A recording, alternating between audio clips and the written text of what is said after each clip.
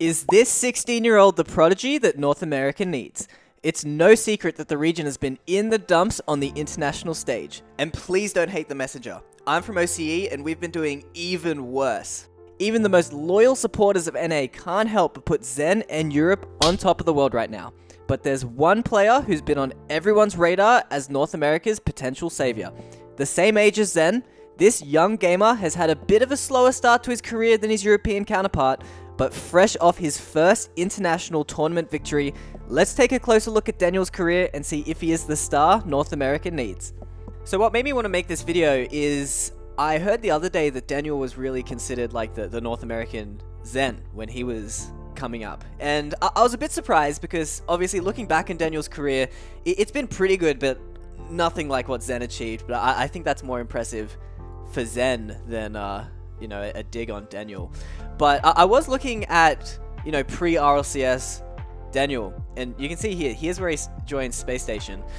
And he just was winning everything as like a 13-year-old. You can see first. I did the math on all these tournament victories, hopefully correctly, and it was $37,680 before his 15th birthday, which is just silly. Like, that is super impressive, and I can kind of see now where the hype from Daniel came from. He was also the first SSL in the world. Daniel was sick, and you can kind of see why he had that hype behind him. And then once he joined RLCS, I mean, he was sick as well. Like, watching the highlights from Daniel, I mean, you see so many double touches, flip resets. It was about 2 years ago as well, so extra impressive for dating it. And yeah, I can really understand where the hype came from. But again, comparing to Zen, it's tough because he didn't really get those crazy like team results, right? They got a lot of like second, fourth places, and to just compare that to Zen's like first in everything apparently. It's tough for Daniel, and it's not even really a dig at him. It's just more so how impressive Zen was. But yeah, Daniel, you could see on the Space Station roster, like that star player, missed out on the results, but you can definitely see where the parallels were at least.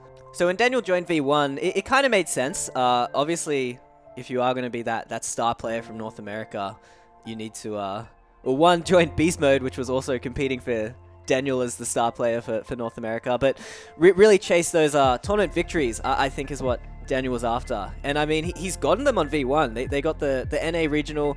They were super inconsistent when they first joined, which made them lose out on Worlds, which is like super tragic, especially to Space Station. That would have hurt Daniel bad. And you can see, I mean, they came back with a vengeance, winning Gamers 8, which is pretty sick. And the interesting thing from Daniel's like development as a player, I was noticing watching Gamers 8, is he's less so of that star player. Again, he's got to kind of like share the stage with Beast Mode, so getting less of the ball, but he's just looking super solid. He's looking very like relaxed in defense, really quick to score and good positioning, which is he's just developing from playing the game more.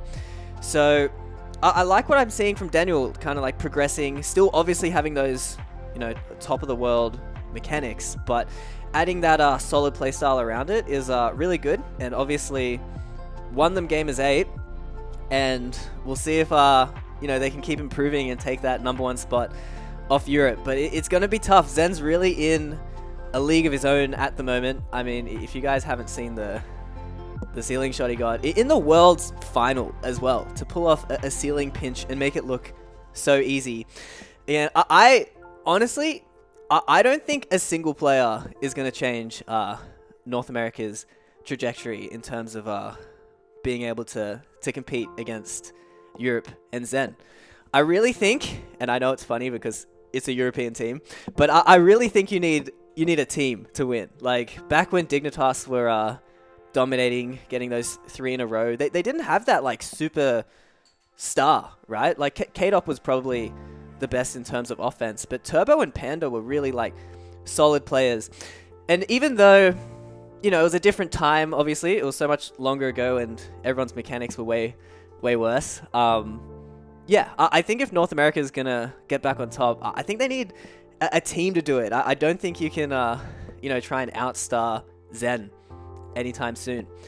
So I guess Daniel and Beast Mode might be thinking a similar thing, because poor Com, right after winning Gamers 8, is leaving the team, or, you know, he wrote some tweet about, you know, wasn't kicked, not leaving, my contract expires. I don't know what's going on, but I think Daniel and Beast Mode, again, have this Dignitas idea in mind. So it'd be exciting. I think North America definitely needs a pretty big shake-up to get back on the world stage, because, yeah, not getting a single team in the top 4 in Worlds was definitely rough.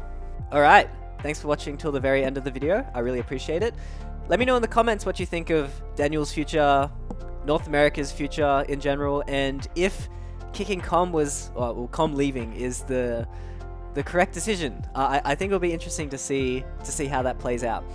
And yeah, let me know what you've all been up to the last few years. This is my first video in a very long time. I've been very busy with uni and full-time work, but it's nice to be back. So let me know what's been happening. Like and subscribe if you enjoyed the video, and I'll see you in the next one.